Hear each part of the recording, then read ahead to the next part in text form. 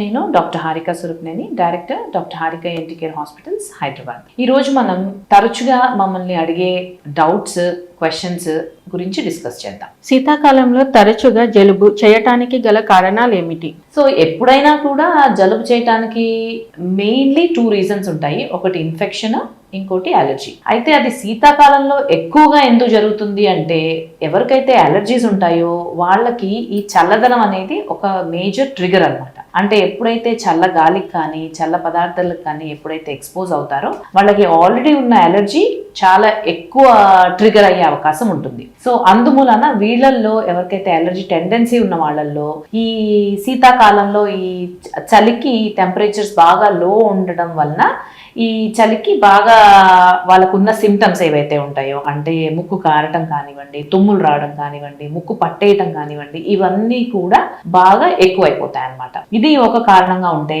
ఇంకోటి ఇన్ఫెక్షన్స్ కూడా ఈ చలి ఎప్పుడైతే ఉంటుందో బాడీలో ఇమ్యూనిటీ అనేది కొంచెం తగ్గుతుంది అనమాట. ఎప్పుడైతే ఈ ఇమ్యూనిటీ తగ్గుతుందో ఇన్ఫెక్షన్స్ మనల్ని ఎఫెక్ట్ చేసే కెపాసిటీ పెరుగుతూ ఉంటుంది. అలానే ఒక్కరికి ఎవరికైతే ఇన్ఫెక్షన్ వస్తుందో అక్కడి నుంచి ఇంకొకరికి స్ప్రెడ్ అయ్యే ఛాన్స్ కూడా ఎక్కువ ఉంటుంది, ఎస్పెషల్లీ ఈ చలికాలంలో.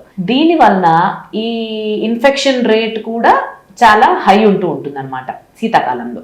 సో అందుమూలన ఈ చలికాలంలో ఎక్కువగా మనం ఈ కోల్డ్ అనేది చూస్తూ ఉంటాం. ఈదర్ అది అలర్జీ వల్ల కానివ్వండి, లేకపోతే ఇన్ఫెక్షన్స్ వల్ల కానివ్వండి, ఈ కోల్డ్ అనేది ఎక్కువగా మనం చూస్తూ ఉంటాం.